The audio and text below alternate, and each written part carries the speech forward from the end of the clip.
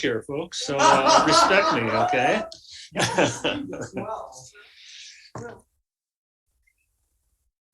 Did you say your name was Steve Kern? Yes. Yeah, Steve is with Trails, or? Yeah. Yeah, Paths. This is Tim. I know, we don't recognize each other with face. You know, isn't it ironic? We're having a face-to-face meeting, but we don't see faces. Should call it a mask-to-mask meeting. It's Lisa. Oh. So, I didn't recognize Marty when I have my hair we don't have hats on. Yeah, we're not. I've never seen Mary without a hat. so okay, I'm going to call the meeting to order. We don't have to wear masks, do we? Well, here we are, yeah. I'd prefer if you do. Yeah. You know, take a risk like that? No, we don't have to, but I guess we're setting an example. All right. I agree. It's not as easy to hear. Liz, Yes. would you call the roll, please? Penny? Have to speak up a little bit. Hob Calhoun. So Hob, I think, is going to join us remotely. I just admitted. Did I just admit you, Barry? Yes. Okay. Yeah, he said he was, but he's not here. He's not here. Jacqueline is not here yet. And won't be. We will not. Okay. Marty there. And you're in downtown Washington. And Papa, Taylor. Actually, so she's present here. You don't have to say where you're located because you're here. It's only if you're somewhere else. This is a first for all of us here. All right, I know, it's been so long. All right, Lisa's here. Tim Redden. Here in Scio Township Hall. Okay, Bill Lever. Here. And Liz Wagner is here. Well, it does appear we have a quorum here. Congratulations, 4 people. We're expecting Alec to join us. He said about 3:30. We don't have 5. We have 5. Yeah. We have 4. Yeah. Right. So we can proceed. First item is approval of the agenda. We have a couple things to add to the agenda. One is a request that I forwarded to you from Carla Wardman regarding ongoing adjustments to the open space plan. If people have a chance to read that. Barry will explain that to us in good time here. It will be under new business, yes. We're going to have just a brief clarification of our existing budget.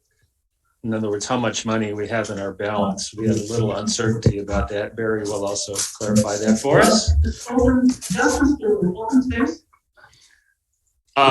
It's going to be regarding planning authorization to continue planning for open space. And did we have anything else, Barry? I think we have the more consideration, and we have the Millage Renewal. Was there anything else? Yeah. Quarterly possible letter of support for land link. So I'll just bring it up as possible. Under new business, just a brief explanation.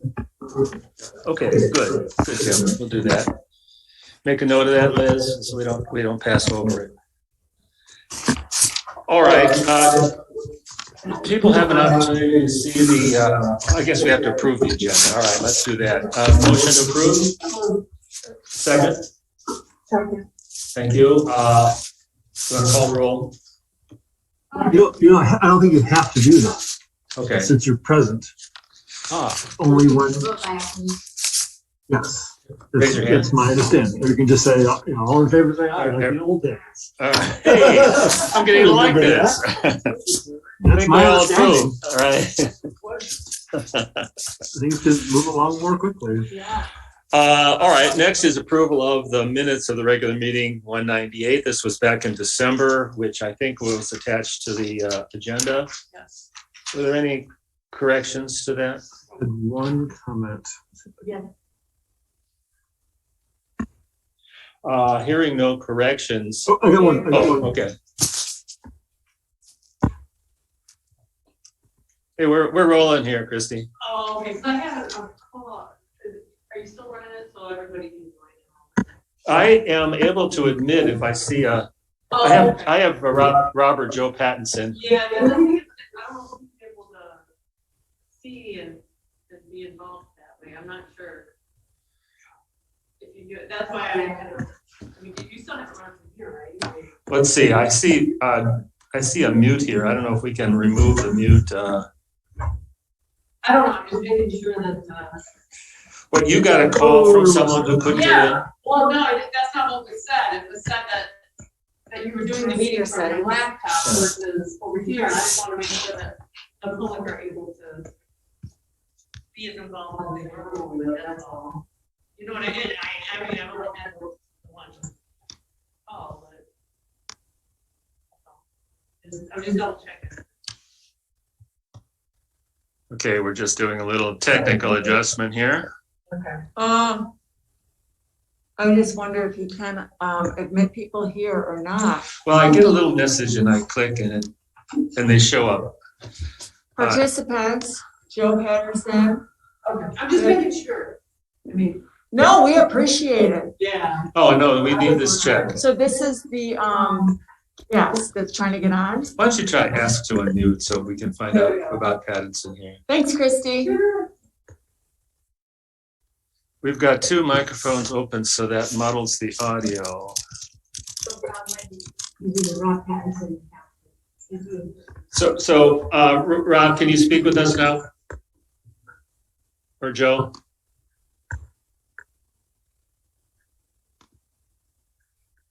I don't know what we're talking about with two microphones. Where? Here she is. She's just, I did mute her, but,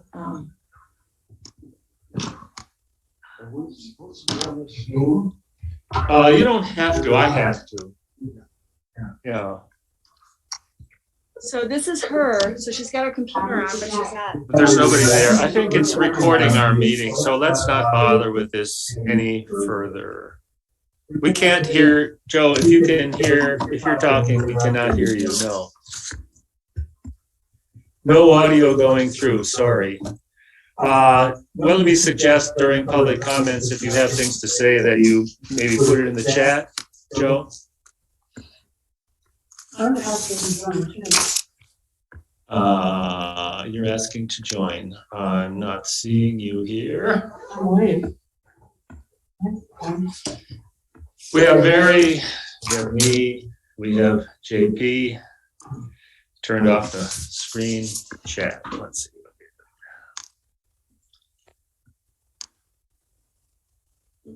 No public comments. Okay. All right. Well, we're trying here. Can you just handle us in person for the time being, Marty, rather than try to solve that one? The question is, Marty can't join. You can see her next to others, but we can't see as well. Yeah, but the problem may be that we have too many microphones open. Barry, is your microphone closed or open? We have a microphone from the system, which is picking up our voices. I just muted myself. Okay. All right. And I'm muted, I believe. I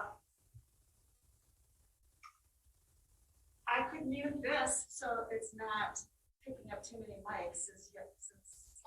I'm worried that that is the microphone that we need for the system. Do you think it is?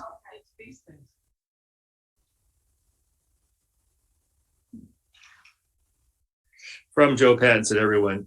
You're not using the system.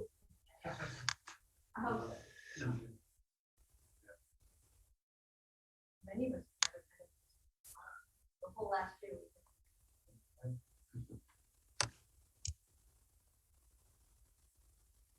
I think those two things hanging there are the mics that work.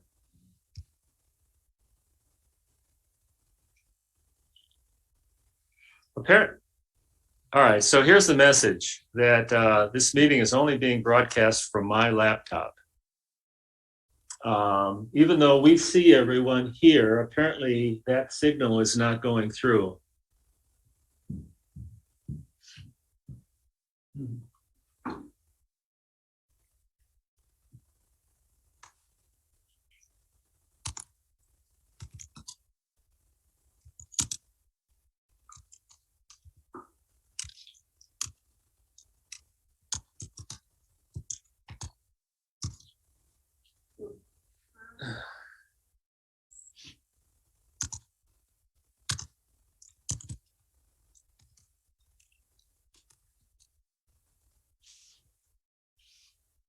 This is really crazy that we have to spend all this time on this. Well, it's kind of inevitable the first time that. I see Will and Barry and me on the Zoom screen of the township computer. So it does look like we're picking up the individual people who are signed in, but not the big township panoramic view that we have access to here. Well, I mean, this is a stupid question, but did we make the link available to the public? I thought we did that up there. Well, Christy said it was not on the website, so. Oh, I sent the agenda to Pam and she said she was going to send it out to Pattinson. But for the public to see it, doesn't it need to be put on the website? No, it would be on the agenda. It was on the agenda and It is on the agenda. I think it was the same link, so they could have picked it up from previous agendas, I suppose. It's the same one all the time. Yeah, it's always the same link. Well. So here's the story. I'm hearing from Pattinson. I can hear you perfectly well. I see Barry and I see myself and I see you. All right. Okay, well, I appreciate you are trying to get the big screen on. I apologize for interrupting the meeting. We'll just muddle through. Let's go back to the meeting and assume that as long as no one else tries to join here, we'll be okay. Does anybody have a problem with that? All right, where were we? Approval of the minutes. Barry, were you about to make it? Material. All right, let's. We have Lisa missing now. We still have a quorum here. Yes. We do. Yeah. Let's ask for a motion to approve the minutes. So move. Second. We have a second. I'll second. Thank you. All right. All in favor, raise your hand. Okay. The minutes approved for December. Okay. Welcome and public comments. Yeah. Rob or Joe, you have any comments? None. Okay. Well, appreciate your presence nevertheless. Any comments? No. All right. I think we may have covered the public comments. You're welcome to interrupt if something seems really important to you, okay? Reports of other commissions. Do we have anybody who knows what happened at planning? Jacqueline doesn't. Yeah, Jacqueline's not here. No report. They are still working on sustainability issues. That's Okay. what I read what comes through from them. And we had a problem with the property up here on the Baker Road. There were several people who objected to it. We talked about that development, the PUD up there. Right. I think they did not talk about the KFC property. And I don't recall what the other ones were. I didn't listen to the whole meeting. Okay. Well, we're going to have a comment on that, the Woodview Commons development ourselves a little later. Parks and Recreation. Thank you, Patrol.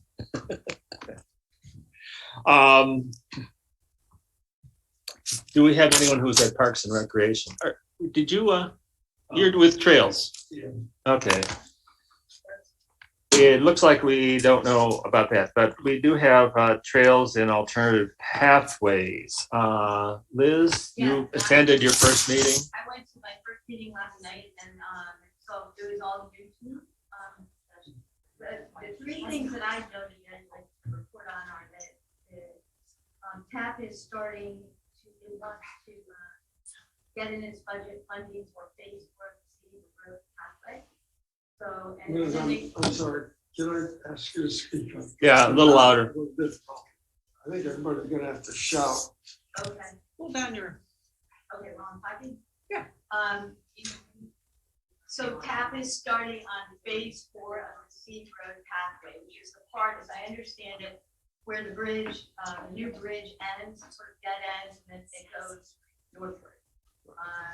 And so that they talked about phase 4 funding and also considering funding that will be in phase 5, engineering for phase 5 and phase 6, which is the part over I-94. So they're kind of thinking into the future here. The second thing I thought we all would be interested in is there was conversation about the development at the corner of Baker and Marshall Road. So that is the new, that's the land that we've been talking about here, that's adjacent to, you'll have to tell me which river it is. The first row property, right? Baker and Marshall? Or is that wrong? It's not that far out. No, it's not, okay. Anyway, there's the Encore and Heritage Woods Senior Living Village development. yeah, And so there's sort of some beginnings of conversation about that development. It's in the, it's, I would say preliminary planning stages. That's at Baker, I'm sorry, Liz. Baker and Marshall. And the And question Marshall, is it on the west side of Baker? yes, it's on the west side. yeah. So, yes, so she the said question lock off is from what this. the developer will do for its Good Zoom. to make a Yeah. public benefit, and there's going to be a pathway. Leave meeting. I'll just, do I end meeting for all? Where will the pathway? Just leave meeting? Yes. So I think that's kind of where the, it sounded to me that that's kind of. Pardon me, Liz. Yeah, sure. All right, I have a screen that says assign and leave. I have to assign a new host. I don't have a choice of a new host other than Joe Pattinson and Barry Lonick.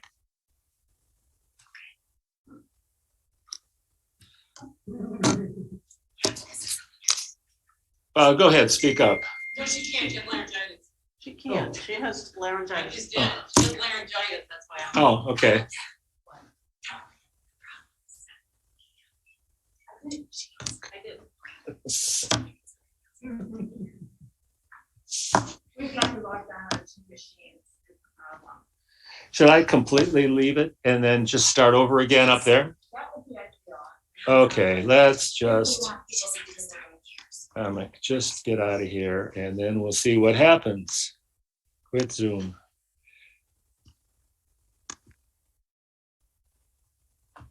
End meeting for all.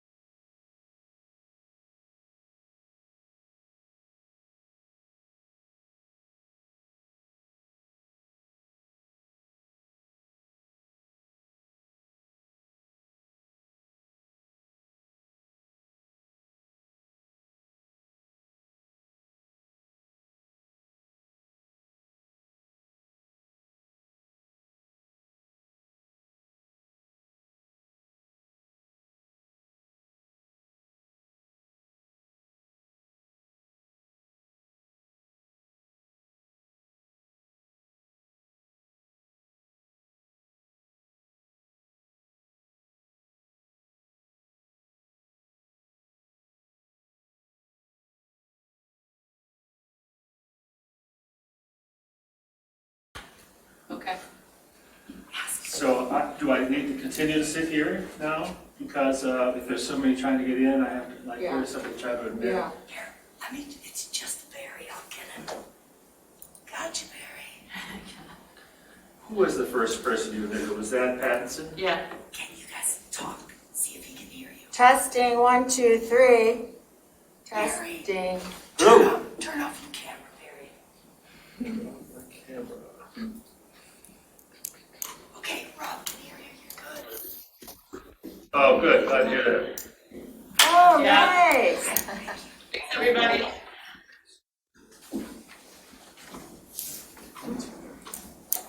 Thank you, Christy. Sure, sure.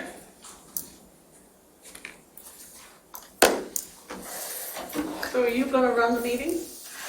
I'm running the meeting still, just won't have my computer open. There's nothing, She's there to make sure nothing goes wrong. there's nothing to run. And I'm gonna make Barry.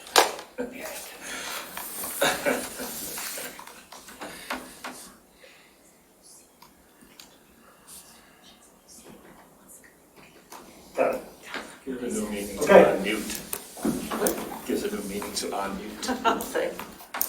So Jessica's giving me the ability to admit people if they request to come in. All right, you deserve that power. Okay, we're still trying. Did you have more to say about transportation alternatives? The last thing I would just say is the recommendation that Carlisle Wortman be able to begin the. Right, we're going to pick up Talk on about that. that later. Okay. And did you say it was Jane's last meeting? Well, I believe she's retiring from the board at the end of February, and that would make this her last, She'd be on. representative to the town meeting. I see. I Okay. think. All right. I'm not sure. But she doesn't have to resign from TAP. I think because she was appointed by the board, she would, both would end. As the trustee representative. Correct. But Yes. she could still be a member, but I guess the board still has to accept her as a member. Correct. Right. Right. But she could come into the meeting as a citizen and speak, you know. Yeah. All right, well, let's leave that one, and let's see. Board of Trustees, did anyone have a full sense of what happened there? Shall we wait for Alec to come in and give us that rundown a little later in the meeting? Can we move that to the end of the agenda or farther down? I didn't want to watch it.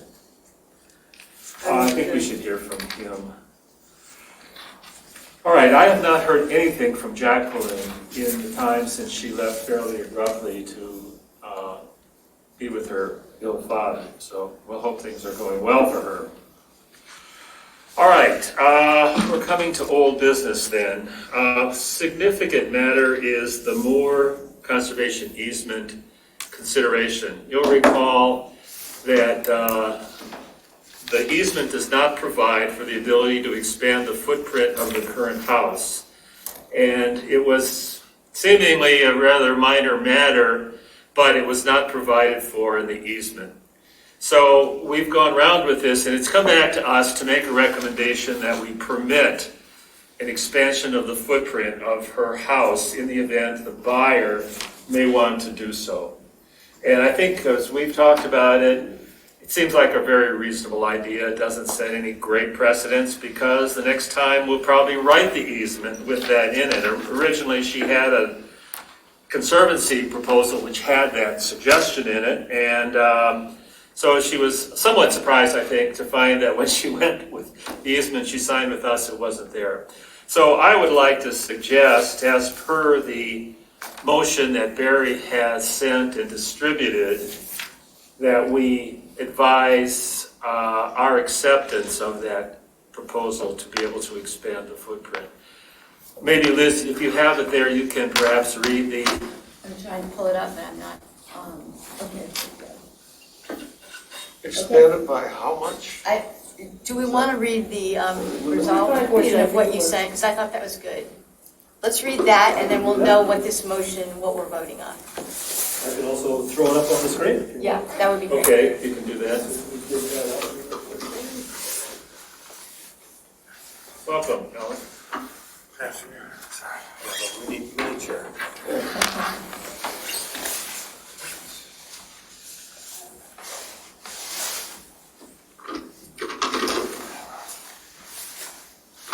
Sure you can put it up on the screen?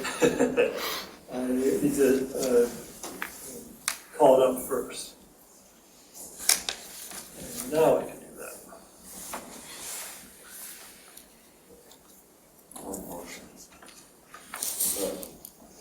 Yeah, I got it. There we go. It's magical. Oh my goodness. So shall I just read those whereas statements? Or the, just now, wherefore? Now they're. Yes, please. So the parties, which is the Moore Joint Living Trust, and the township are the parties, agree to amend the easement to clarify the language in section D, paragraph H, estate improvement and renovation of the existing residential dwelling includes expanding upward and or outward. If outward, the expansion must be to the west. The footprint of the dwelling may be increased by a maximum of 25% of the current footprint, and the expansion must be attached to and accessible from the dwelling. Okay. Any expansion of the dwelling must be in conformance with all applicable federal, state, and local laws, ordinances, and regulations, and located within the residential building envelope described in Exhibit A and depicted in the survey attached as Exhibit B. As specified in Section H of the easement, the grantee is entitled to written notice not less than 60 days in advance at the address cited above it, and the township is the grantee in this case.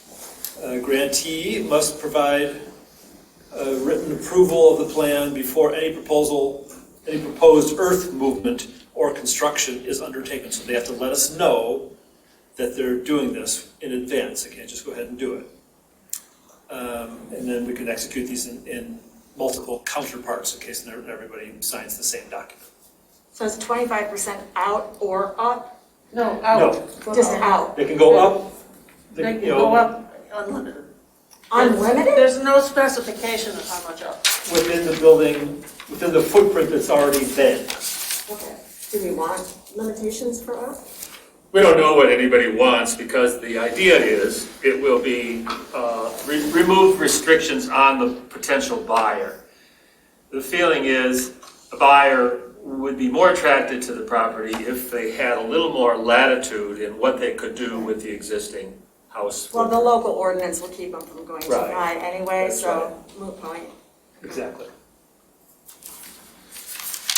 All right, I move to approve it, I don't see any problem. okay, a motion to approve. Second? Second, any discussion here? So we haven't read the actual motion that I drafted. Yeah, okay. So we have Make sure we got a that. motion by Tim, support Marty, to recommend that the Scio Township Board of Trustees sign and record an amendment to the Moore Conservation Easement specifying that the existing residential dwelling may be expanded as stated in the attached draft agreement. Okay, any further discussion or questions? All right, then I guess we can signify by raising your hand if you approve. Excellent group. Not voting. Sorry. All right, we've taken care of that. So let's- We've jumped a little bit here, Alec, Okay. through the reports. Would you tell us, give us a little report on the Board of Trustees and the Do action? you want to do that, or do you want to wait till the LPC Millage Renewal comes up on the agenda? Because that's really the primary Okay, all right, update that we we'll have. can do that. It's up to you. Does that sound reasonable, heads nod? You can pick it up there. All right, we don't need to go over it twice. It's coming very soon here. The second matter of old business on the agenda is the Woodview Commons development. You'll recall we had concern because of the proximity of the development to the Heron Rookery and our existing properties. And we had discussed desirability of working with the developer to in some way protect the adjacent areas of woodland. And Barry, did you have any further communication with the developer or the planning commission regarding that? So I contacted Doug Lewan, the township planner, and expressed that sentiment as stated by the LPC in December, I guess that was. Right. And he gave me the name and phone number for the developer, and I have left a message for that person. Okay. And is it a necessary procedure that the developer would have to fill out some kind of application for us to actually formally consider it? So my understanding is that the developer has an approved site plan for the development at this point that could be implemented. But they are exploring an amendment or a change to that site plan. And that's our opportunity to get in there and say, can we conserve more of that property? And that they will come back to the planning commission at some future time with their new proposal for the site plan, and we're hoping that that will include more open space preservation. The planning commission would have to approve that, and then I would think the board of trustees would have to also. So that's as a planning to a specific site plan, so there's no way that they can amend it unless they come back and actually amend the PUD as a whole, which is what Barry's talking about, where you'd have another opportunity to express those concerns. I would also suggest that that Doug had, I forget the gentleman's name off the top of my head, David Stolman, who's been very helpful in promoting discussions about trying to obviously promote his PUD site plan, but also amenable to a lot of the suggestions and access and paths that were envisioned for it. So he's been very open to that process. They are, and so I would certainly want to get that on his radar in terms, and it's already potentially on his radar, but I think a refresher discussion. I don't know where they stand in that. Part of the urgency for the approval of his original preliminary site plan was that had a lot to do with the financing that was associated with the whole of the development. So I have heard the same discussion that they were interested in coming back and then requesting an amendment to the existing PUD, which would have to go through the planning commission all over again, and then also through the BOT all over. So do I understand that if they don't want to come back, they're set to go with the plan as it's been approved? Correct. But they are open to considering what we want to bring to them. I have not had any discussions with David Stolman, except for many moons ago. I will say that they've been, the discussions that they had when they were coming to the agreement on the preliminary site plan, which was approved, they were very willing to try to work with the township to meet the needs of the township. As to whether or not they're willing to meet the specific request that we haven't really made of them yet is TBD. Yeah. But they've been very favorable to working with the township, wanting to create the best, obviously, PUD product that they can for their residents as well as the township as a whole. So, but we haven't gone with them for a specific ask that I'm aware of. Is that the same person, Barry, that you left the message for, David Stoltzman? Yes. Oh, okay. Are we So feeling like, that's the next step, is for you to talk to him, because, so my question is, Alec, in December, we voted on a resolution and passed a resolution in this group to recommend that the board figure out, once the new site plan comes back, figure out a way to, or work with a developer to find a way to conserve up to 50 acres more of that property. Did that ever come to it would have been Jacqueline, I guess, that would have. No. And that wouldn't be an action that would come to the board, that would be our requirement to do that. You would be making a recommendation that should be investigated, but no. Right, that's what it was. That has not come to the board. Okay. We just wanted to alert the board that was a concern of ours. Yeah, and I think that really wouldn't come as a resolution. That would come as an update during our updates for the LPC and TAP and parks. Okay. that the LPC had discussed this, and there was a recommendation by the group in support of additional acreage should the applicant be, considering a preliminary or a revision to his original PUD. But that would come in a report form. That wouldn't actually come as a resolution of the board to take action on. Okay, so that didn't come in the report so far? Not that I recall. No. Okay. Well, Alec, is it such an informal procedure that you could bring that up in connection with your summary of LPC activities? Certainly, we could include it at the next commission Which is update. next Thursday, next Tuesday? Next Tuesday, we won't do commission updates. We'll do that the following. Next Tuesday's meeting is specific to the board, filling the role of the board of trustee. And then the following meeting would have regular reports and commission reports. Okay, so The 22nd. can we count on you then Is that date? to highlight that concern? Good. Then, Liz, do you feel that? Yeah, and if Barry can make contact, that's just awesome. I will keep trying. So I wanted Yeah. to say that after the December meeting when that resolution was passed, I contacted Doug, expressed that interest, and he said that he relayed that to Mr. Stallman. And then I followed up in January with Doug to say, anything new? And he said no. And then I followed up another time and said, anything new? And he said no. And I said, how about if I contact you? All right, thank you. That's not a knock on Doug, it's just, Yeah, they no, I haven't hear did you. anything. He's So got a I lot thought, to do, I'm gonna yeah. go in and make that Sure. attempt anyway Yeah. myself. And so that's where we stand. I've left a message for him, Okay, and I'm hoping that Thank he will you. return that. If he doesn't, I'll call him again. great, thanks. And Barry, didn't you say before that you thought we had a little leverage or incentive possibility to bargain with him? Some kind of bargaining chip?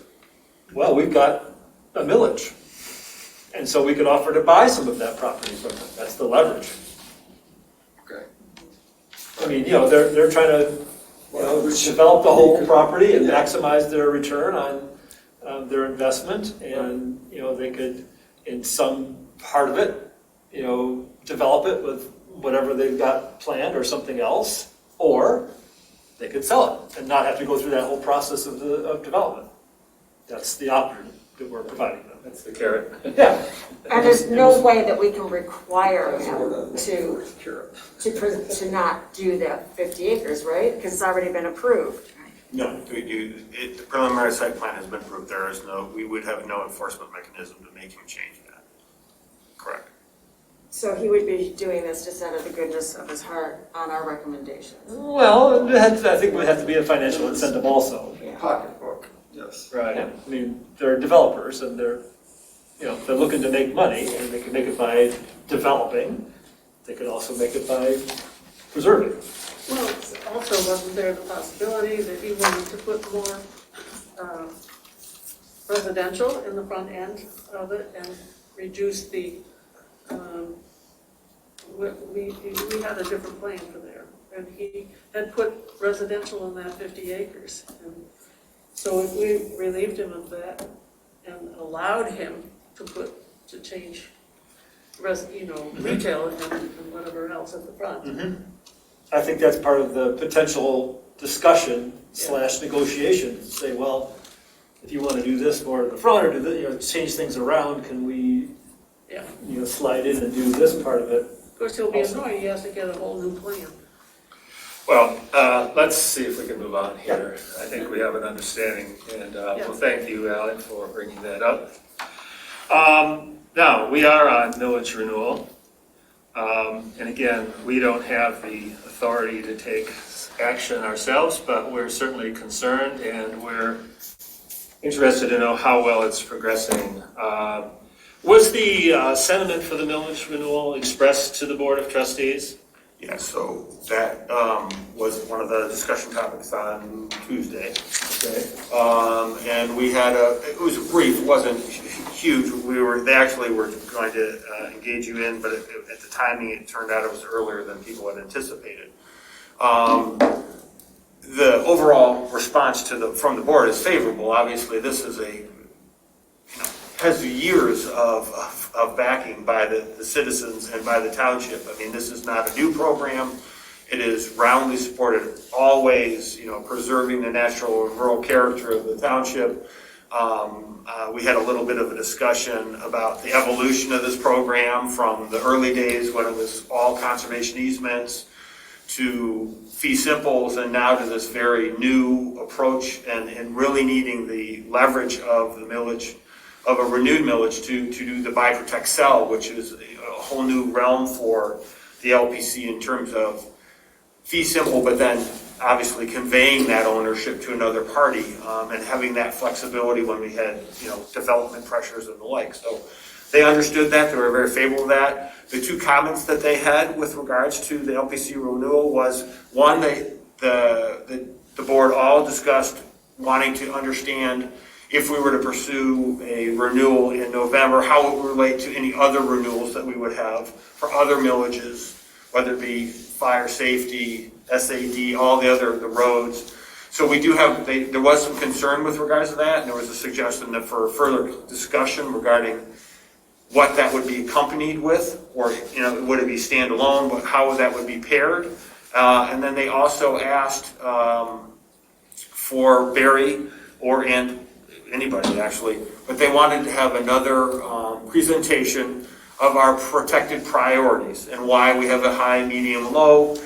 We have that list, and sort of wanted to see what our next 5, I'll call it, they didn't say this, but that's sort of what they get, like our next strategic plan, and understanding that we have prioritized properties. And then, as I mentioned to them, and they fully acknowledge, sometimes there's properties that aren't necessarily hitting our radar that are nominated and that are just become an opportunity to us. And so they wanted to have another refresher course essentially on the next stage of the evolution of the LPC, and wanting to know, and then we've had this before, Barry knows that we did this 5 years ago, 10 years ago, 15, we've done it many times, and I think it's a good exercise where we take a look at, we can't protect everything in the township. I mean, that's simply not possible, and it may not be what we want to do. It might be what we want to do from a personal perspective, but for the health of the township and business and everything else, there needs to be a healthy compromise somewhere in there. But at the same time, we have gone through the exercise of classifying these properties as high, medium, and low. And so we need to just do a refresher course on that for the rest of the trustees, so that they can understand what we're looking at and why we're doing it. Looking at the corridors and the connectivity is this is one of the things we talked about at the meeting, because I said you can starting to see the massing of these properties so that there's actually a greater context, and rather than doing individualized properties, which is what it felt like in the infancy of the program, where you had a piece here, a parcel here, and a parcel here, you now have bands and areas that you are protecting. And so you can actually see the way that this is sort of developing over time. So those were the two outcomes that they were requesting from it, but it was a very favorable reception and discussion of an LPC renewal. So when would the presentation be of the strategy in the future? Whenever we want to accordingly, and it will not be on the February 22nd, I will tell you that, but we would want it probably on the first meetings in March. We would set up a time with the supervisor to have it added to the agenda whenever they could get it on the agenda. And I would suggest as early as possible, knowing that February is jammed to the gills. But yes, and then I would recommend that we have that presentation. Mary can lead that, and I would encourage anybody from the commission to chime in to let them know that, in your conversations and in the reviews of the applications that we have, that this is still a very vibrant program. There's a lot of opportunity here. There was always the concept that there was the possibility that, as you say, you'd reach that saturation point there where you've done enough. Do we continue to do this? And, we made that argument when we did a renewal just recently with the Parks and Pathways, because there was a possibility to share the millage at that point in time. And we argued pretty vociferously that LPC was needed to stand alone and had that need to stand alone. And I think it's only been even further demonstrated since then by the opportunities that we've been put forth, rents being one of them, So Lisa and I had a little discussion about this, and in order to gear up to do the promotion and fundraising, I think we need a little more formal recognition from the Board of Trustees Yes. that we want to go ahead with this. Is that your sense, Lisa? It is, but it's also my sense that it needs to be a separate entity. Is that true in terms of pursuing? Yeah, it's not a township activity, Yeah, it's a separate entity. I think what we would need to do in terms of next steps, and I don't need to jump in, is one, to have the presentation, but I would couple the presentation with a request to evaluate or encouragement of the BOT to evaluate the other competing millage opportunities that they're reviewing, so that, and we are doing this in advance, and we're doing it in advance to try to be opportune to give us the time to get the language that has to be prepared in order to be, I think it has to be prepared by August 6th. Somewhere in that neighborhood. So this gives us the time to have those conversations and get them in place. But I think you do need to encourage the BOT to have that discussion with regards to other funding or other things that will be carried on the ballot, as well as the presentation. The presentation is easy for the most part, and I would suggest that doing that right away in March. And then once that's been presented, then following up with a discussion with regards to the millage itself. Well, can we get slotted for that? Barry, yes, go ahead. No, that's No, I wonder, can we today, through you, slot I would ourselves? slot that. I would just send an email to the supervisor who makes the agendas for the BOT meetings and ask for the earliest slot in March that you could have. And have that already on his radar. The agendas are built over time, and there's things that honestly, that we have to assess whether or not we can carry all of that material on one agenda or next. So I would get first in line and just send an email to Will saying that, subsequent to the conversation at the BOT meeting on the Tuesday, whatever date it was, that the LPC is met in February, and now we would like to make a formal request for the presentation that you had requested to follow up on at the March X meeting, the first Tuesday meeting in that March month. 8th. March 8th. Okay. Do we need a motion for that? I don't We should think we need a motion. Liz, let's work on that and get a email off to Will requesting space in the March 8th meeting. Okay. All right. I have a question regarding how, we've already determined the high, low, medium priority areas. That was done before we discovered the heron rookery, and they had the full environmental assessment, is that right? Well, that's been. High, medium, low's been, we did that prioritization. We've had Long time. a system in place for years, yes. And then, but it can be revisited. Sure. Yeah. Yeah, very. So we've done 2 rounds of prioritization of properties. One was a long time ago, 10 years ago, I'm going to say, maybe more. And I'm looking at the most recent maps that we had showing the existing protected properties and the high, medium, and low properties together, and that's dated December 15th of 2020. So it was just over a year ago, 15 months ago. So maybe before you were on the commission, but relatively recently.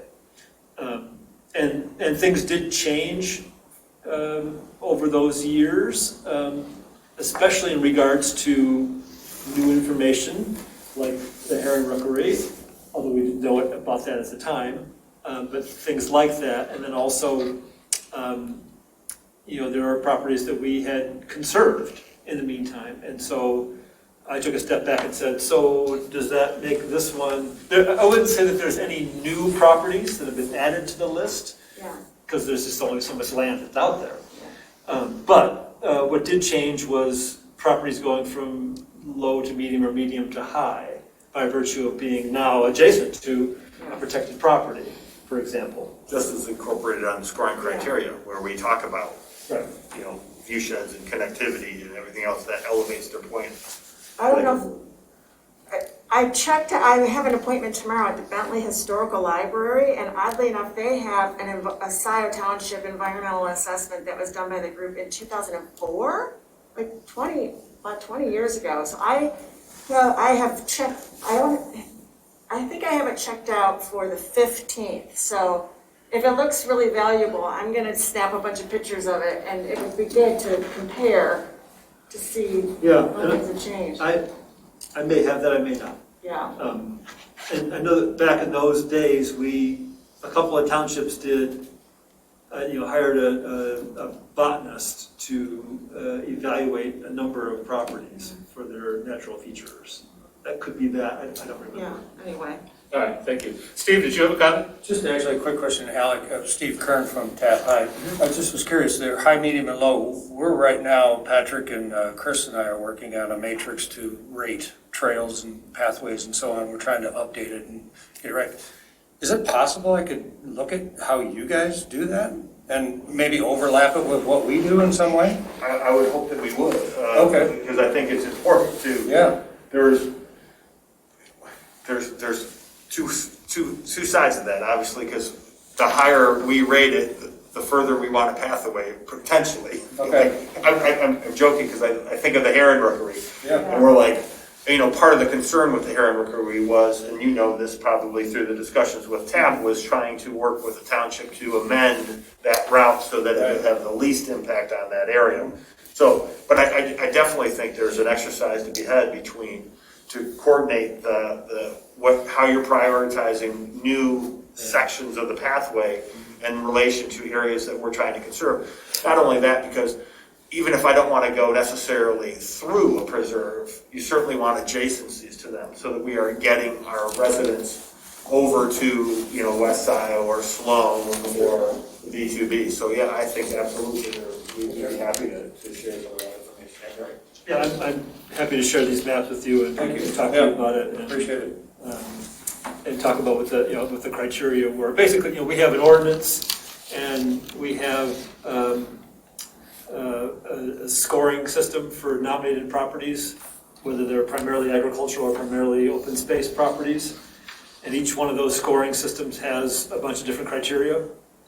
Some overlap. And so I picked those and added a couple more things, and then used that to look at every property that was available and said, well, okay, based on these criteria, what about, is this property high, medium, or low? Right. And then shared that with the LPC, and we did some tweaks on it, but that's basically how we got there. Great, because it makes, to me, a lot of sense what you just said. If we can work on our matrix that keeps things further away from preserved land, so to speak. Nearby. Well, okay, nearby. Close, nearby, but not in. Right, in other words, you know what I'm saying. Yeah, so coordinating our matrix would be really great, yeah.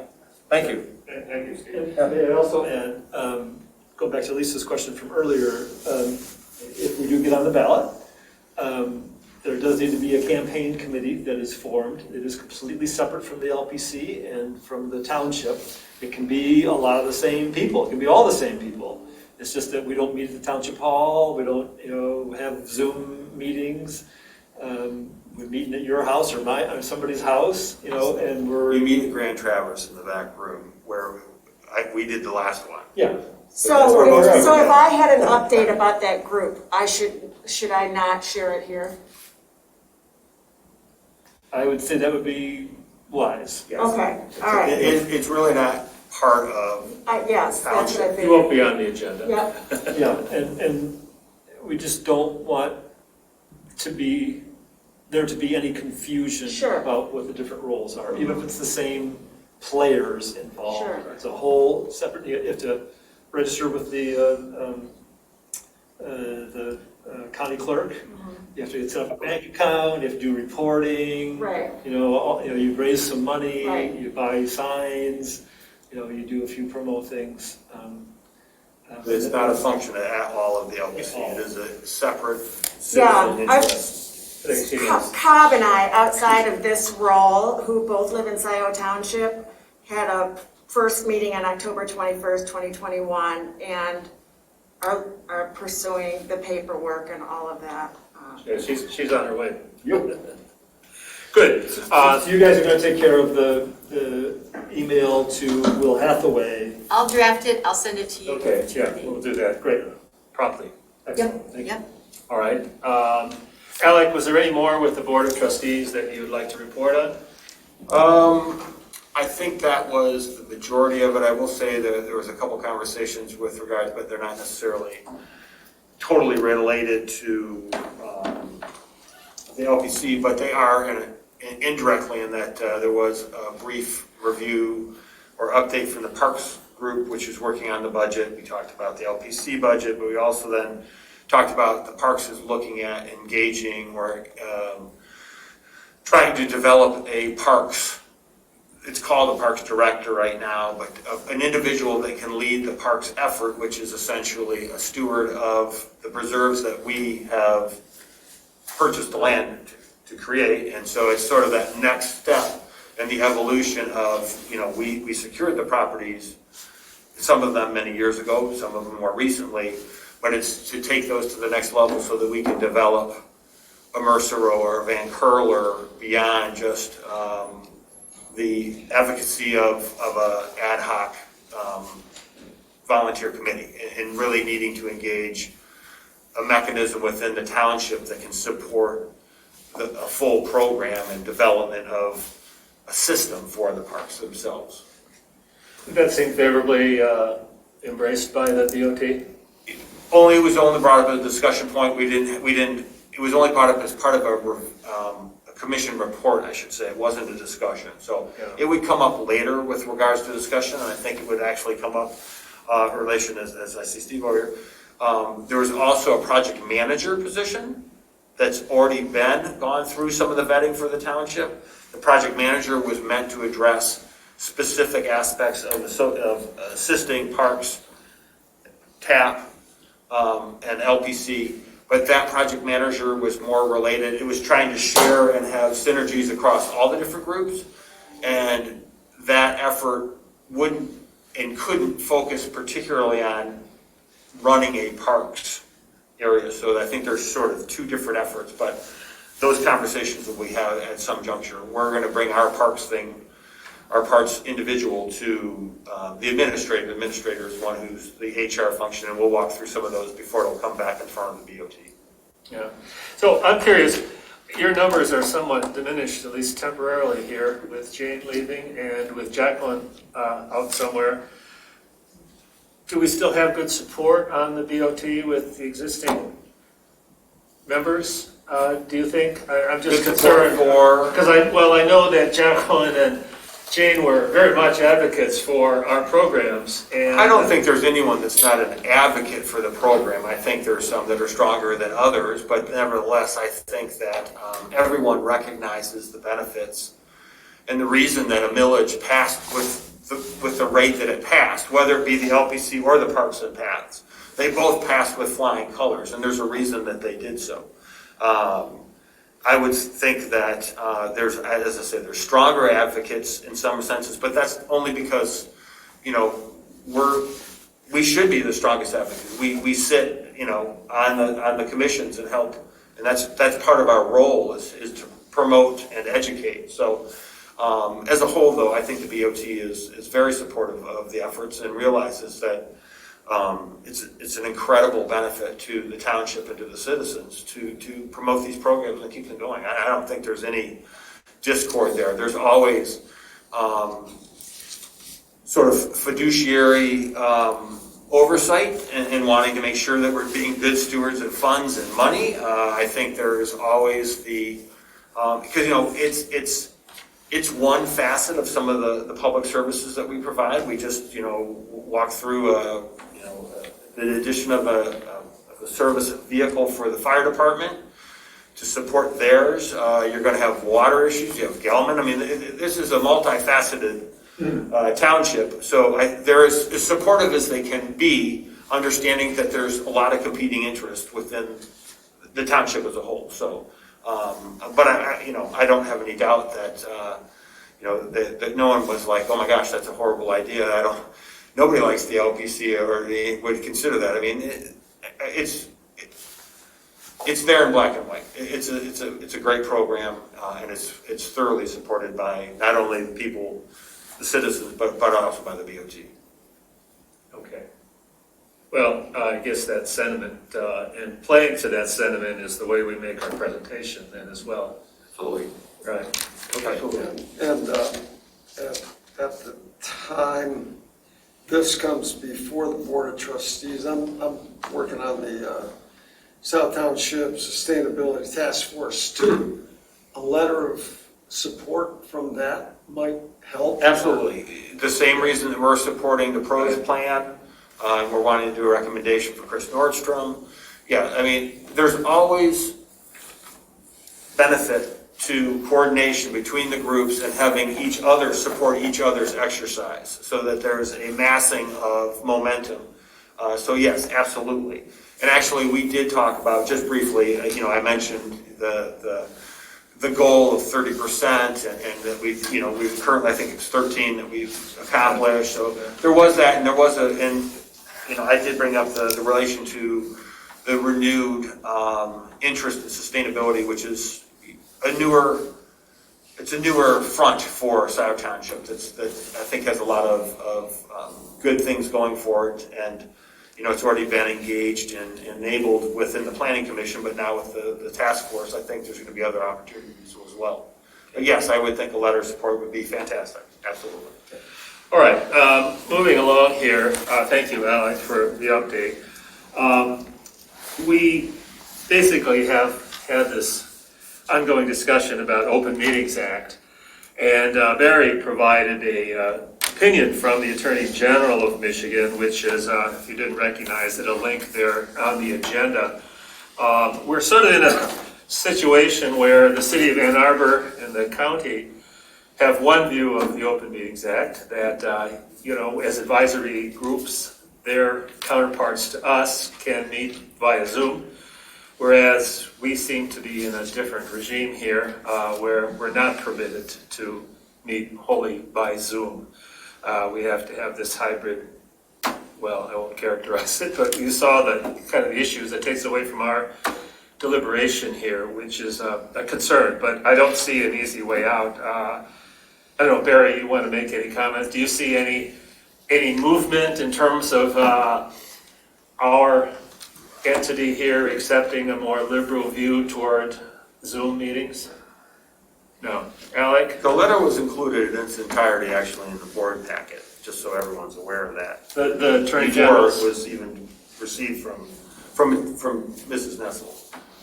So that was included in our board packets, and we had a brief discussion. The issue becomes that the intent is obviously that there's no intent to go away from having a Zoom format for meetings in perpetuity.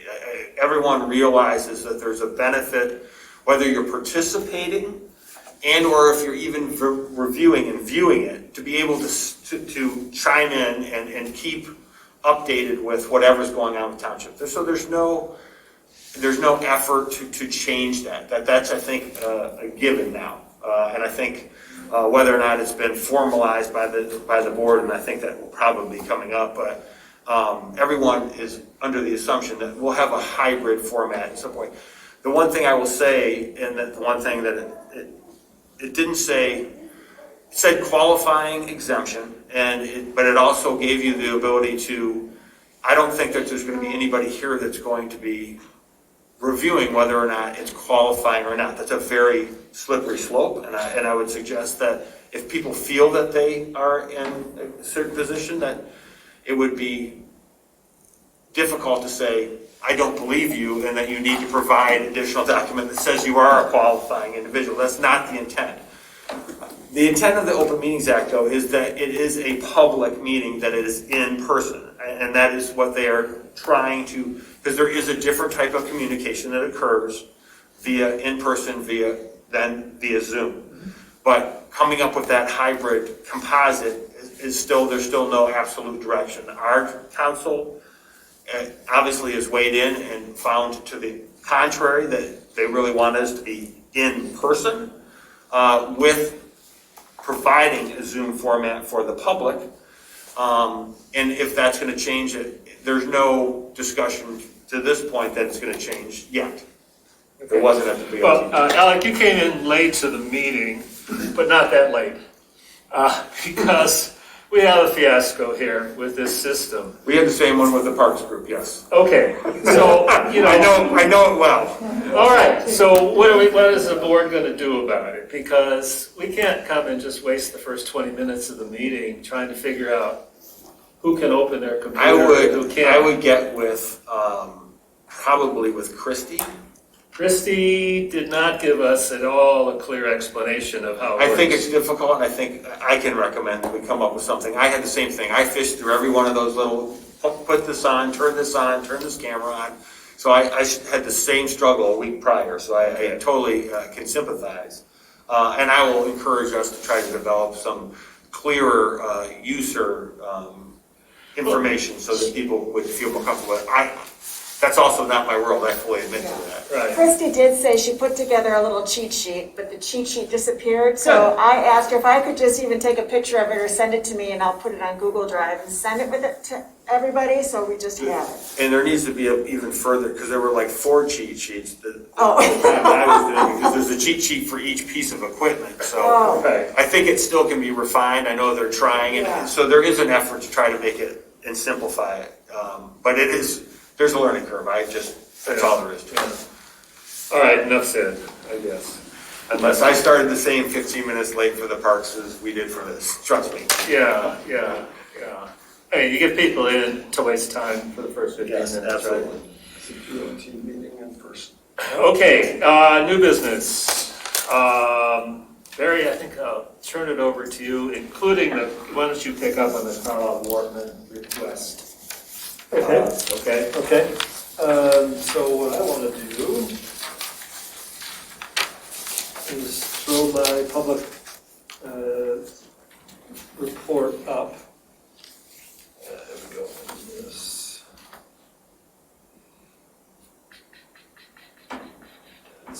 This one. Okay. So this is my open session report. We'll also have a closed session report. So we've already talked about the Millage Renewal. A couple of other things that the Board of Trustees did actually was approve the Buy, Protect, Sell policy, since we've all met last. Right. The deadline for the annual ASEP, Agricultural Conservation Easement Program, federal funding for farmland properties is finally announced, and the deadline is about a month from now. We don't really have anything that's suitable, I don't think, to submit this year. There is, of course, this is the first year for which the Lake Erie RCPP, Resource Conservation Partnership Program, grant award that came to Scio and our partners, the Greenbelt, the county, and others, where we could submit properties for that. But the guidance for that program has not been provided yet, so there's no deadline associated with that at this time. But it could come anytime. No actions to be taken by me or anybody at that point, at this point, I should say.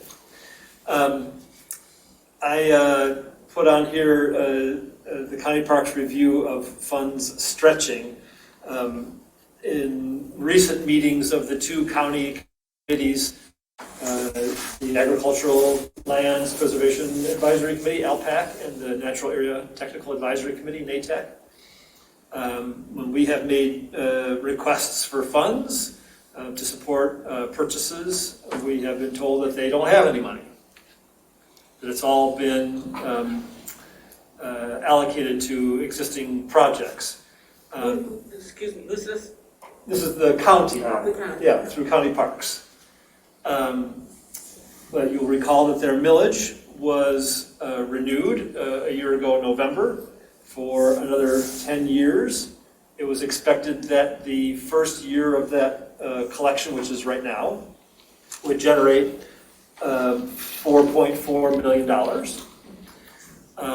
and of which they're taking $600,000 off the top for preserve stewardship and easement monitoring, without any justification for that number. But nevertheless, that means there's almost $4 million available for acquisitions. So what they have said is that the $4 million that's being collected right now, as well as anything they had in hand previously, has already been committed to projects. And so the next opportunity for county funds to be made available would be next year after the next tax collection. And I have suggested I suggested to one NATAC member that they actually do have lots of money available with a 10-year commitment from the voters at $4 million a year to split between the two programs, two parts of the program. That's $40 million in today's dollars that they have available to them, and that there are a number of ways that they can access that money that we have been doing in Scio and some of the other townships, like doing installment payments over several years rather than paying it a lump sum, and buying conservation easements instead of buying land, and borrowing from internal funds like we've done here a couple of times from the general fund. Other townships have used other dedicated funds for short-term loans to cover costs that get repaid with future tax collections, and so forth. And so they formed a committee, and the committee made its report this past Monday at the NATAC meeting, and the response was that the county doesn't do any of those things, and essentially would not do any of those things. Who said that? The county? County staff. The staff? That was the report from the committee that the county parks staff provided support for. It wasn't the county board.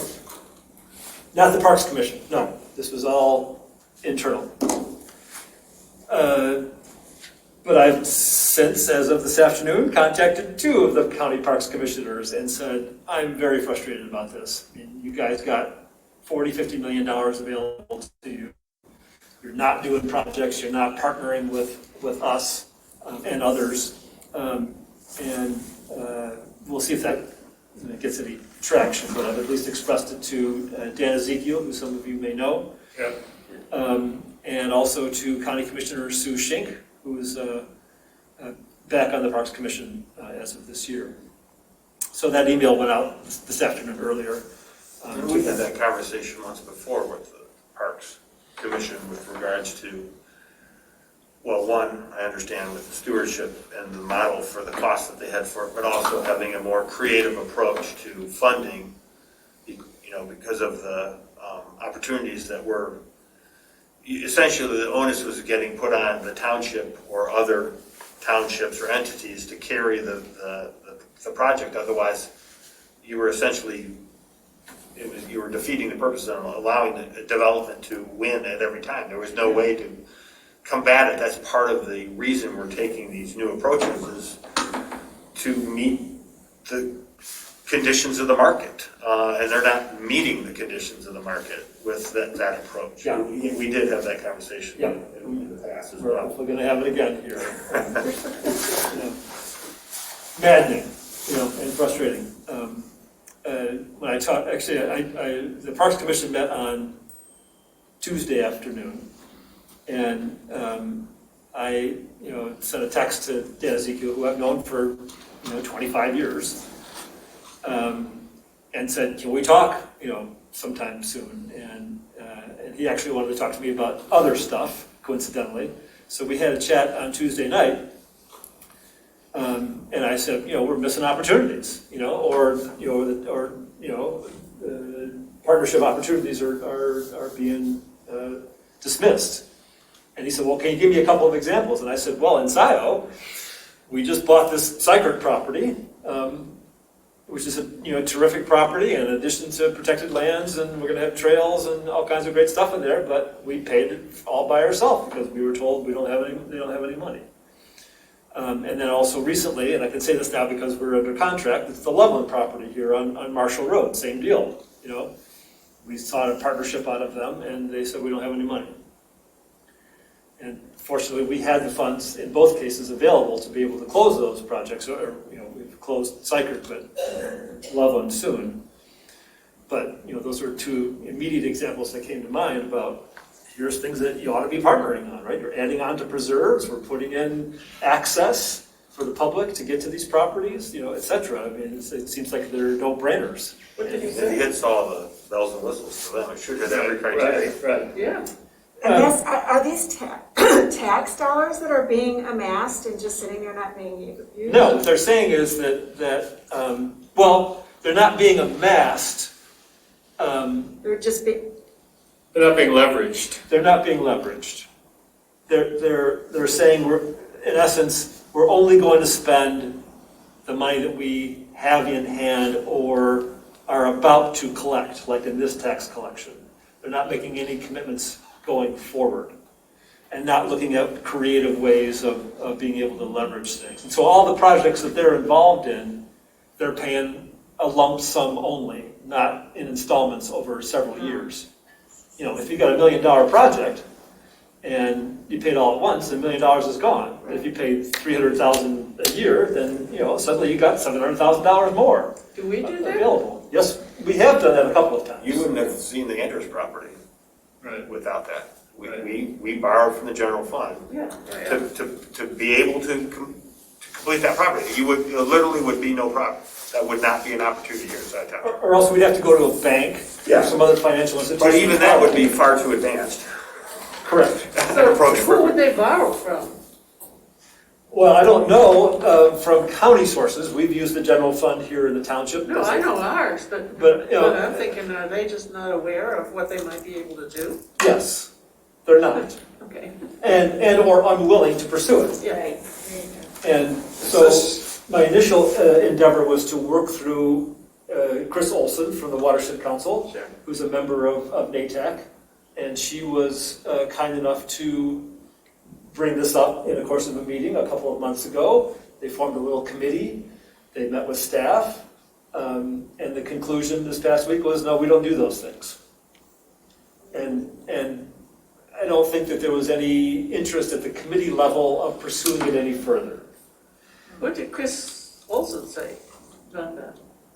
Or have you chatted? I did, actually. I followed up with her and. Yeah, because I would expect her to be in a different place. I said, you know, did I hear it correctly? Because I didn't get notified that this meeting was going to happen until late, and I had other things, you know, so I had it on. They were meeting by Zoom, because they're just an advisory committee. They're not making any decisions on, you know, so anyway, I tuned into the Zoom meeting and sort of half heard the presentation, and so I emailed her later and said, did I hear it correctly that you can't do any of these things?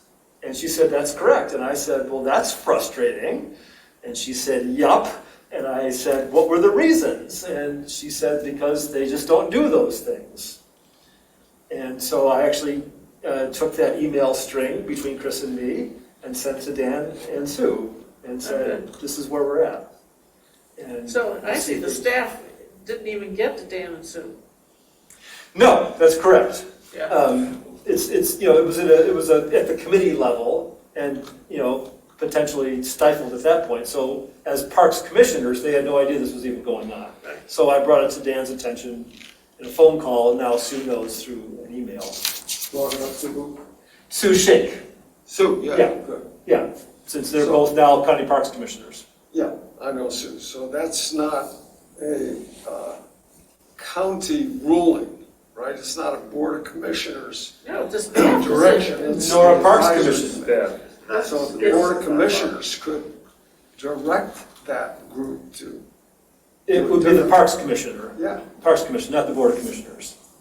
But the board of commissioners could direct the parks group to do Yeah. things in a different way. traditionally doesn't work that Yeah, direction, there's, the opposite direction. there's very little oversight of the Parks Commission and the Parks Department by the Board of Commissioners, even though it's a creation of the Board of Commissioners. Right?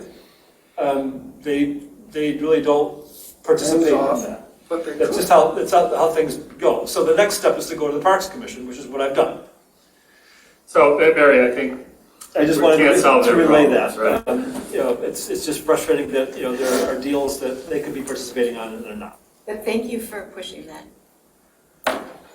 We'll see. I'm a troublemaker.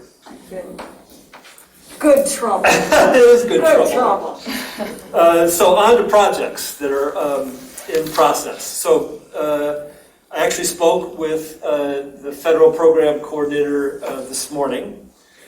He had told me a couple of days ago that the approval well, actually, the funds for the West Andrus easement had been posted, so we could actually close on that one now. But I would like to do them both together, if possible. And he was not able to get the east funds posted yet, meaning that the funds have been transferred and are available. And so he sent me an email this morning, and I rang him up and said, you know, he was looking for closing statements. And I said, well, I have closing statements, but they were for a month ago.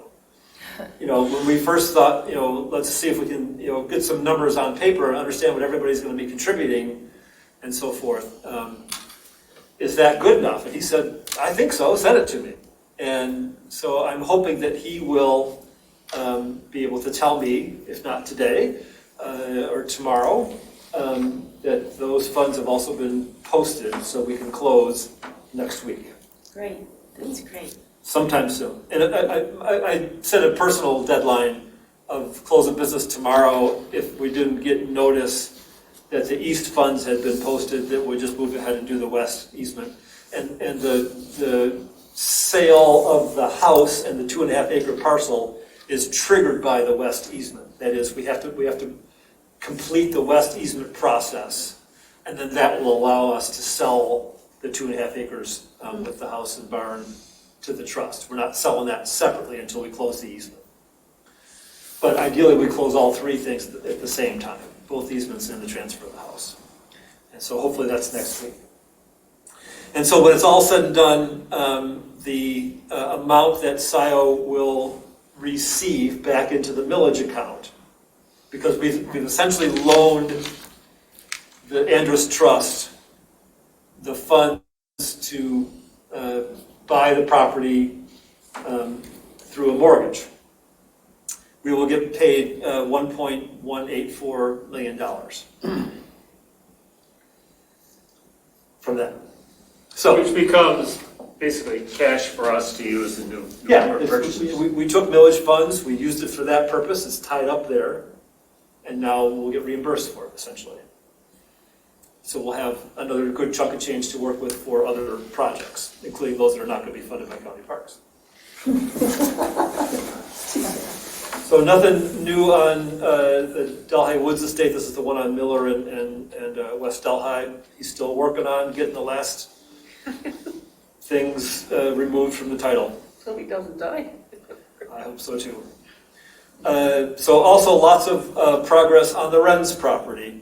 One of the things that I was concerned about was having the appraisal be approved by the federal grant program, because it's a large number. And there were a couple of things that I thought were maybe a little shaky. But I'm pleased to report that it was approved. And I'm even more pleased because I was speaking to Remy Long from the Greenbelt program just yesterday, and 2 of his appraisals got rejected by the federal reviewer. Oh, really? And they can be remedied and so forth, but the initial response was to not approve them. And so I was all the more pleased that our appraisal was approved. So that's a substantial hurdle.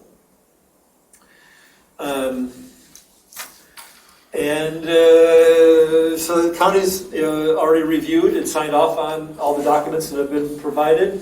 I'm still waiting on the city. We're now past 60 days. 60 days was earlier this week. And I keep plugging Remy about it, and he keeps plugging their attorney. I emailed Scio, our attorney, yesterday and said, can you send the city attorney an email, please, or call him and tell him, we've got a deadline, a hard deadline to close, April 30th, and we're waiting on their comments. They shouldn't be substantial.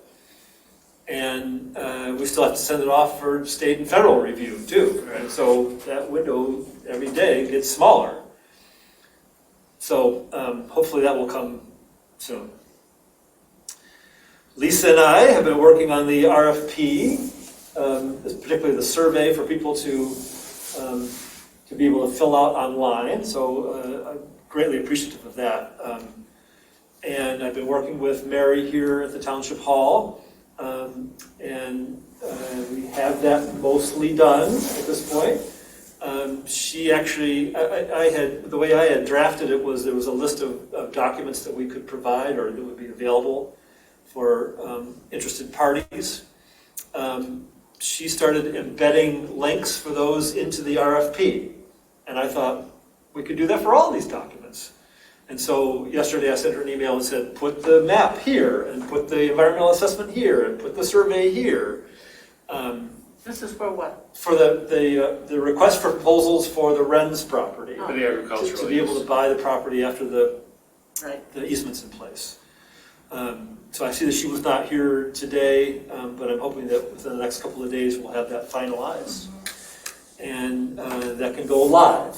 I'm thinking if we can do that sometime in the next few days, that there'll be a March 30th deadline for submitting proposals for that. And once we've got this all set up, then I will figure a date for the open house that we're going to host at the property also, so people come out and see the property, see the house. Open land. Yeah, the open land. We're not gonna take people into the house. No, we have to do that. Oh, they're Oh, good. buying the property with the house. Yeah, I'd like to go through that. You're Me welcome to too. come. I will come to. Yeah, you'll all hear about it. All right. So I'm thinking, a couple of weeks from, now, like 2 weeks from Saturday or something like that, assuming we get this thing up in the next couple of days with the March 30th deadline. Christie's husband is actually the guy who did the perk tests out on the property really? and did a lot of cleanup work for the estate as well. Excuse me. And so I've been trading messages with him to understand where the approved perk sites were that don't require there to be an engineered field on the property. And I thought there was one within the 3-acre building envelope. He seemed to think that was not an approved site. And so we may need to adjust the boundaries of the building envelope to accommodate a perk site, but I'm waiting to hear back from him on that. But we're getting close on that. I also did hear from American Farmland Trust today that their LPC equivalent committee for the national organization is meeting in March. Didn't have a date. Asked me for a couple pieces of information, which I've sent to him probably 5 times already, but I sent to him again. So that seems to be queued up to go, so that they will agree to the assignment of the purchase agreement for the fee interest.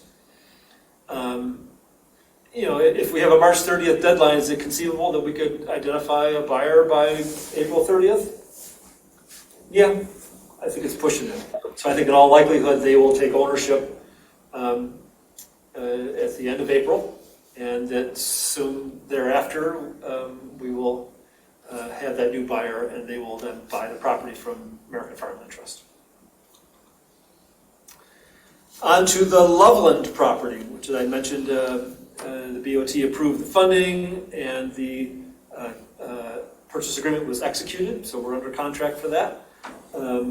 That was on January 31st, and we have to close by March 31st. That was their request, and I don't see any reason why we can't meet that, especially because we have no funding partners for that one. So the environmental assessment is underway, and actually I heard from the surveyor today that he's already marked the corners. So that's moving along. We're also under contract for the Wisely and Fix property, the small parcel next to the Van Curler Preserve. That happened at the end of December. And the surveyor is updating the survey so that they, at their request, have the full 800 feet of depth on that property, which is the maximum they can have by having 200 feet of road frontage. That's the state requirement for no more than a 4-to-1 ratio for a new parcel to be approved. So now I'm in the process of submitting the land division and combination application to the township so they can approve the new parcel. And this will cost us less now, is that correct? Yes.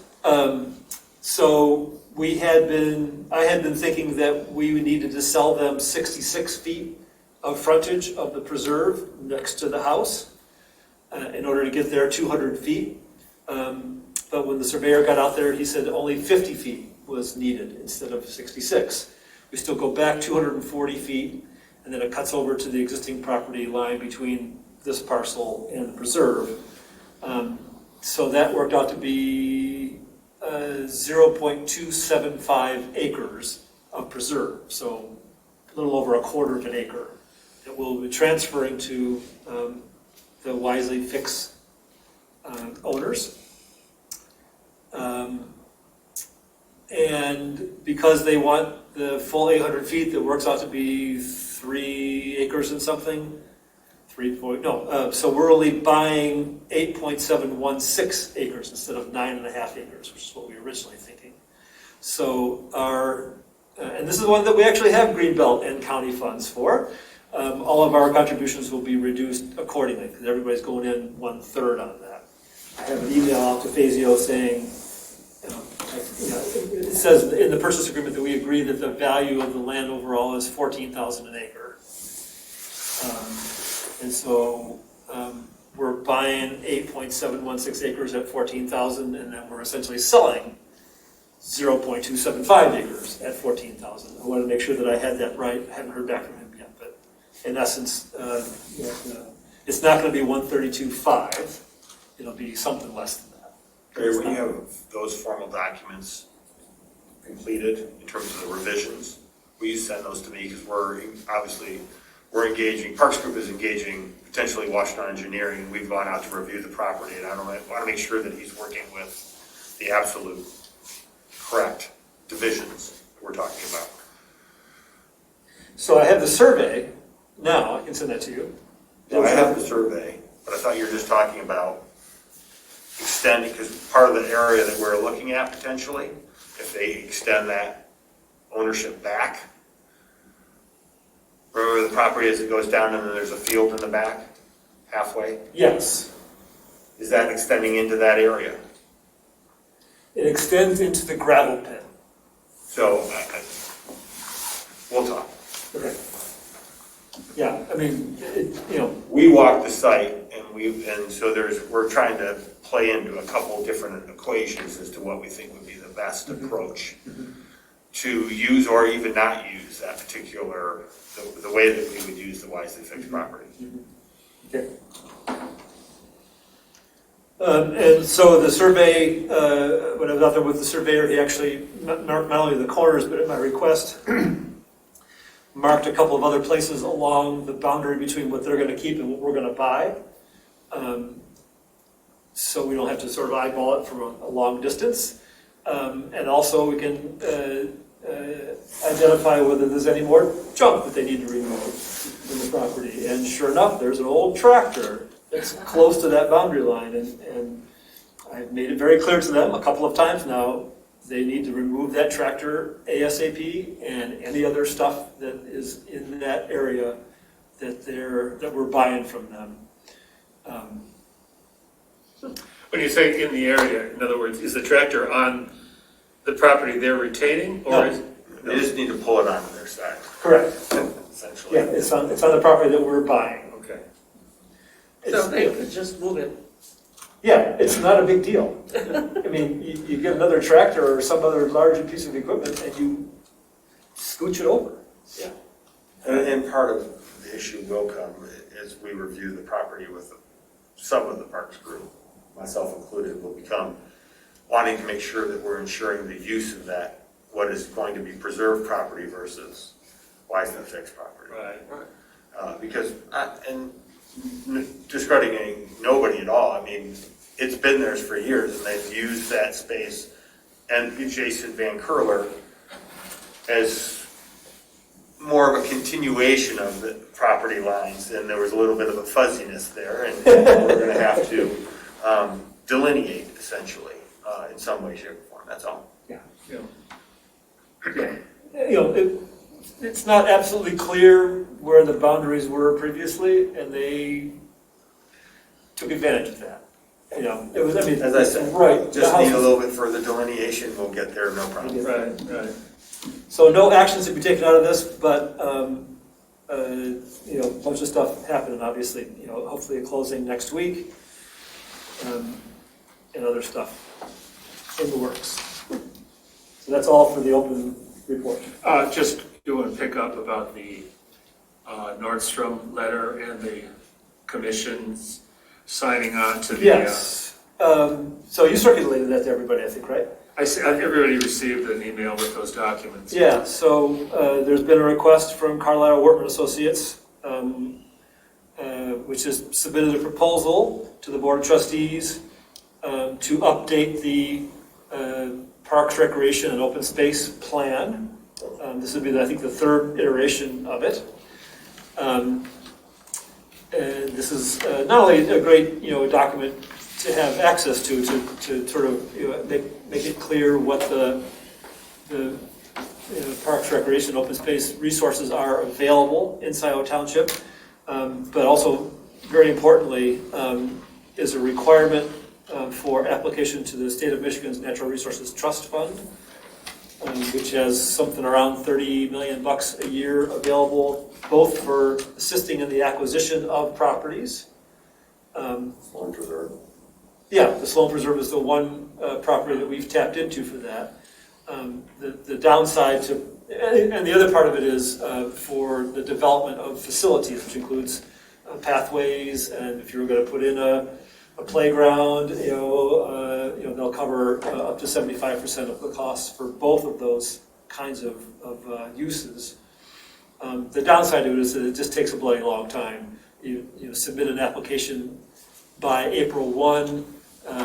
The recommendations from the trust fund board are made in December, and then the following June, so more than a year later, like 15 months later, 16 months later, is when the legislature approves the expenditure of the funds that are recommended by the trust fund board, and then you can go ahead with your project or your purchase. And so if it's an acquisition of land, the lender is going to be patient. They're going to be willing to wait a year and a half from the time of application to the time that you can actually close.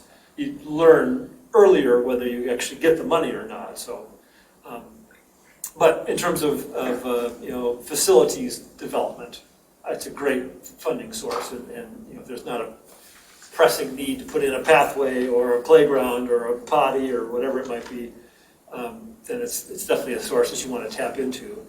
And having an updated plan that meets the state's requirements is a requirement for accessing those funds. So there's a proposal from Carlisle Wortman for a little over $20,000 to update the plan. It didn't seem unreasonable to me. Let me read the suggested motion that we'll vote on or consider voting on. It's addressed to Scio Township Parks and Recreation Advisory Board, Transportation Alternatives Planning Committee, Land Preservation Commission, a joint resolution in support of recreation planning services.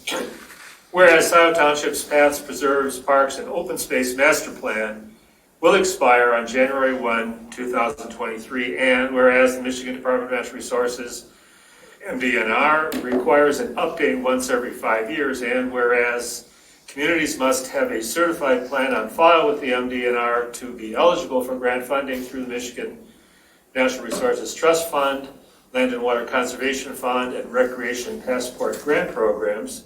And whereas the core mission of the Parks and Recreation Advisory Board, Transportation Alternatives Planning Committee, and Land Preservation Commission are closely interrelated and directly relevant to park, trail, recreation, and open space preservation. And whereas as Scio Township continues to grow and evolve, it is critical to identify opportunities and plan for park, preserve, and trail development and open space preservation to ensure that the needs of residents are met well into the future.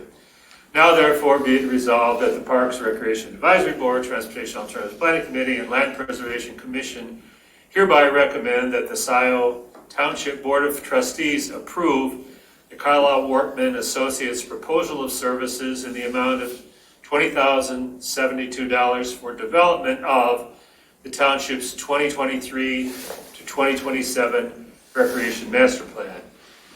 in their space here, we, the undersigned, do hereby certify that the foregoing is true, an original copy of resolution adopted by those various organizations, including us, at their regularly scheduled meetings held on the dates identified below. And there's spaces for signatures for Andy Turner, Roy Townsend, and me. But we need to make this a resolution for it. So can we have a motion to adopt this?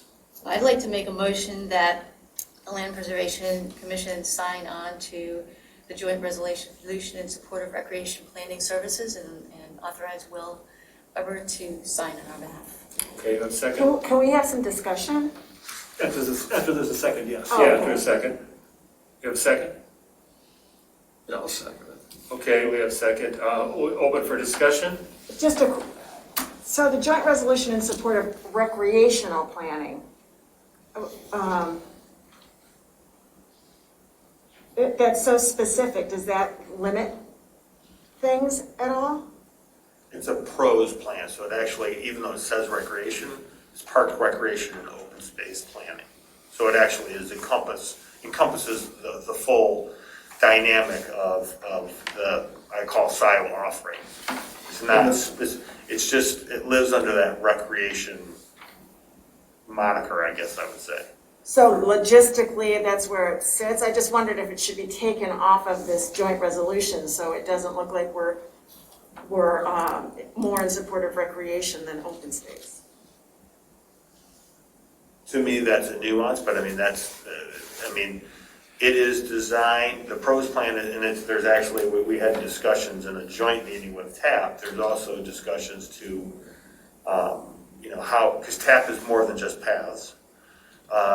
So there's wanting to address some of the complexities of TAP, the dynamics of sustainability, the breadth of parks, and the benefit of open space. I think that's just trying to synthesize it in a word rather than getting into all of the minutia of the pros plan as a whole. But that's the way I see it. This is our third iteration of this, so we've done this many times, and I would encourage anyone to look at some of the past ones, which include protected properties. They include entire sections related to preservation of natural open space. So it's not weighting it in any way, shape, or form towards a particular type of recreation or acquisition planning. I'm sure that's online right now. Does the $20,000 budget come out of township general funds, or where does that? Yes. But the plan. No, it will not come out of general funds. It'll come out of. We'll come out of our funds. Out of them. I don't know. I would assume it'd probably come out of a combination of all of the above, probably the Parks and Pathways millage. Okay. Okay. But it wouldn't come out of the general fund. Further discussion? All right. All in favor, raise your hand. Okay. Opposed? I would tweak the verbiage of it myself, but All right, well, we did pass the motion, so. So can I sign this and give it to you right now? For submission to the Board of Trustees? Sure, I'll turn it into one, that's fine. Okay, all right. But now, Barry, you want to continue with closed session? Do we have anybody still hanging on? How do we know? And then Robin Jones would be, yeah. Okay.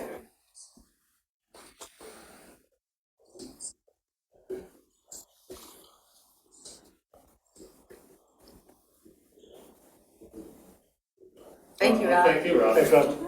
Bye-bye.